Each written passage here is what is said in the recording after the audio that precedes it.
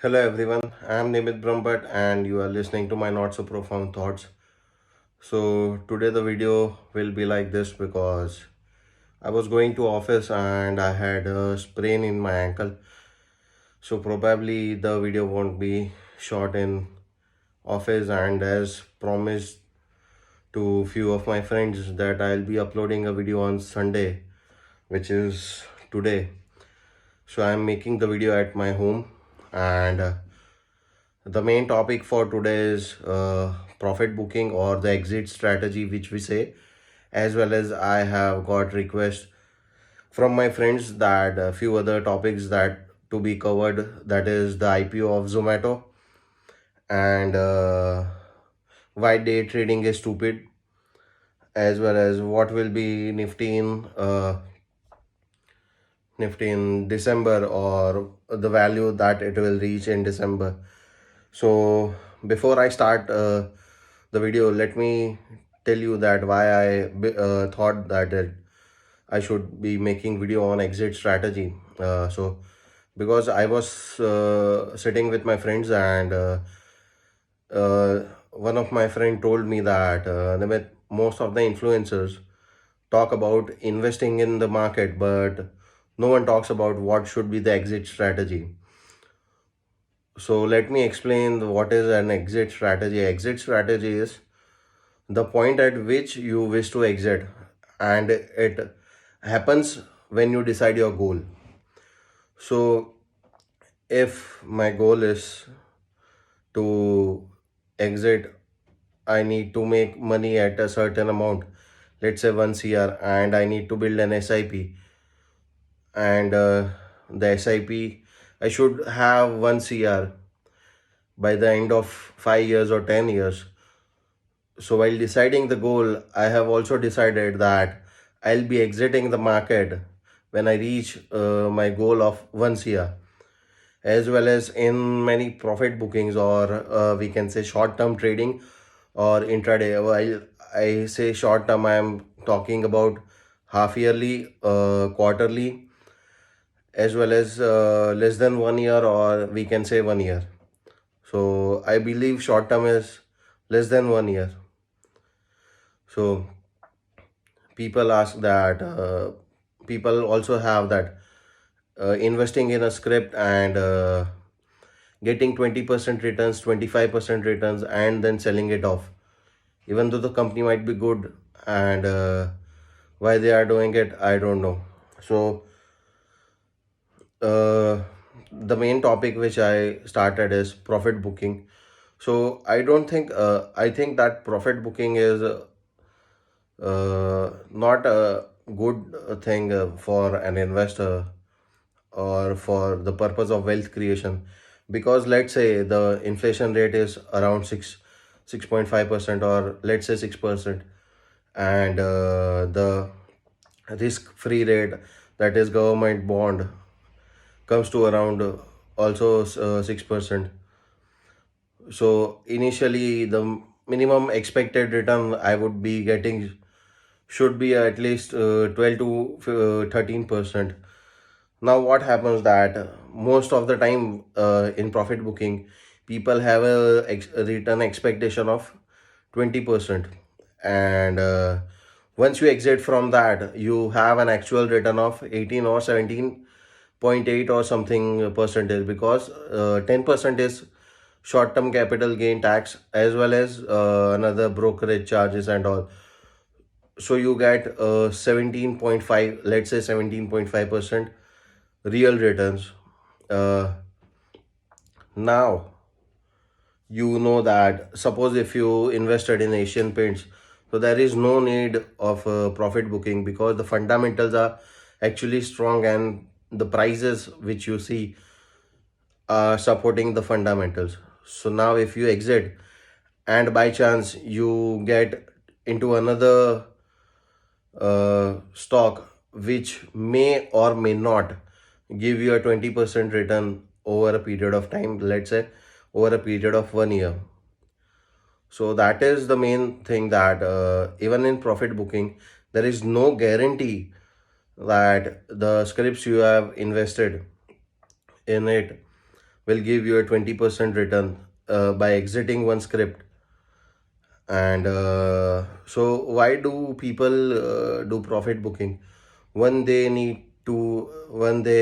think that they can time the markets, or they invest in correction or only. So, or we can say deep investing, when the prices go down, they invest at that point of time. But the data says that if you do a monthly SIP, the and if you are market timer, and you have the God's gift that you can time the market, and you invest at the lowest point, the difference would be around 2 to 3% in the returns that you get over a period of time. In SIP, if you target a 20% CAGR, you would be earning way too much more, and without any tension that whatever happens in the market, I have invested in good companies.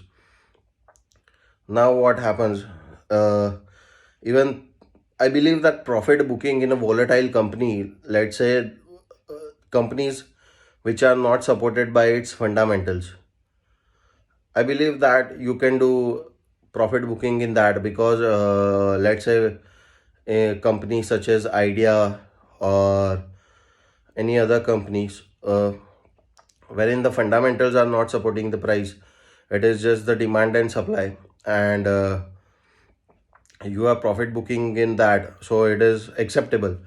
But in companies like Asian Paints, in companies like Bajaj Finance, if you do profit booking, it is waste of money, because the actual returns you are getting less. Because I told you that there will be short term capital gain tax, as well as the brokerage charges and commission and all. So year on year, if we see that Asian Paints is growing 20% year on year basis, so why should I keep money in my hand? I understand that we have liquidity preference. Even I told my in my previous videos that you invest some portion of your income in shares and all. You keep some portion for emergency, and the rest is your expenditure on day-to-day basis that you are making it. So now the thing comes that what should be the Zomato IPO and the exit plan for that. I personally believe that I have not invested in Zomato. Even though there is so much hype, listing, booking, or investing it for in Zomato for listing gains is okay. But I would not like to invest in a company which has negative profits, as well as negative free cash flow to the firm, because if the firm is not able to generate a free cash flow, like ITC, or like Adani Enterprise, like Asian Paints, like Abbott, like Bajaj Finance, then I am not willing to invest, even if and for a company like Zomato, most of the people are saying that it has a majority market share. Now let us understand the market share. Market share comes in percentage. So I'll give you an example of market share decline, and still the company is earning. So this happened in US, where initially iPhone came, and then came Samsung with the same features and all, touchscreen and all. Even though the market share of iPhone declined, its revenue increased for by 10 to 20%. So even though the market share declined, the revenues increased for Apple. So market share is just percentage. And for Zomato, Swiggy is also the amount Zomato raised, Swiggy also raised, SoftBank gave that much. So the market share is maintained. I am looking for profitability. If a business is not able to earn profits, I am not investing in it. And I'll also see that Zomato gives performance. I'll see for 10 years before investing in companies like Zomato or Swiggy, because I don't care if Zomato gives a profit for 1 year and has a free cash flow and then it goes to negative. I don't want to invest a company like that. I would be investing if Zomato is earning free cash flow to the firm, is growing profits by 10% or the sales revenue by 10% year on year, and meeting certain fundamental standards that I have for my own, and given giving good ROCE, that is ROCE, return on capital employed, and without that I am not investing in it. So exit plan would be like just for the listing in and nothing more. Even the Oyo's IPO is coming, so the I have the same opinion for it. If it is not earning profits, if it is able to create hype, and which is happening now, and if people are investing, if it is oversubscribed and all, I'm okay with listing gains, and just after listing gains, whatever percentage I earn, it may be 5%, 10%, 20%, 50%, or 100%, similar to Burger King, where the Burger King valuation increased by 100%. The price increased by 100%, not valuation. So after listing gain, I am going to exit that firm. Even though it has a way too much market potential, there are private limited companies who are performing way better than listed companies also. So that is my opinion. And why I think day trading is stupid. Day trading is actually stupid because if we see at the prices, I am not interested in prices. I am more interested in companies which are performing. So even I don't check at the quarterly balance sheets or quarterly P&L statements, because I'm also a businessman, not just an analyst, or I just don't give my opinions. But if I wish to do or wish to sign a contract, it takes months or 3 to 4 months to just implement and start, and it takes at least a year to see the performance of that. So if I get a yearly balance sheet, I would be knowing what is exactly happening, what it, and in 2 to 3 years, I would be seeing the benefits that are reaping out of it. So just don't look at the prices, because in day trading there are chances that you might invest, and the volatility, you might earn plus 20% to minus 20% in futures and options, and even in the prices which have, even in the companies which have price volatility of uh, 5 to 10%, you might have gain or loss, but those companies are not supported by fundamentals. So think as a businessman that you invest in good companies which might remain for another 10, 20, or 30 years, probably 50 years, and they are still functioning. They are generating free cash flows to the firm.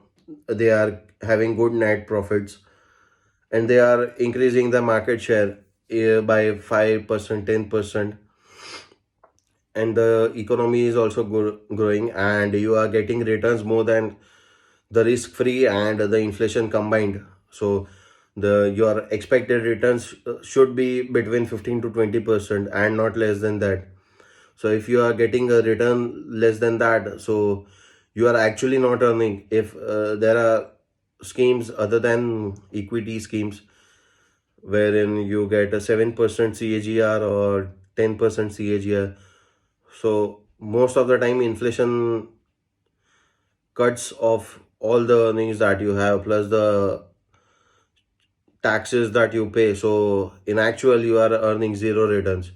So I'll give you an example that one of my friend told me that the LIC policy, I do not remember the number. He showed me the LIC policy, and when I calculated the IRR, it was giving 7% returns, but the inflation rate is around 6.5 or 5 6%, and the risk free rate is while the yield risk free rate yield is giving me almost 6%. So why should I invest in a scheme which is giving me 7%? It is better to look out for the companies which earn 15 to 20%. So probably in the universe of stock in India, if you churn out, if you look at even Nifty 50 over a period of 10 years, it will be churning out almost 50% of the companies that are involved in Nifty 50. And the another 50 will remain in that, and the rest of them are churned out. So look for the companies who will be, which will be there in future, and not just for short term. So even I have my goals and exit strategy of 30 years planned. And for exit strategy, you need to have first understand what should be your goal, and then make your exit strategy. So that's all for today. I am Nimit Brahmbhatt, and you are listening to my Not So Profound Thoughts. Thank you.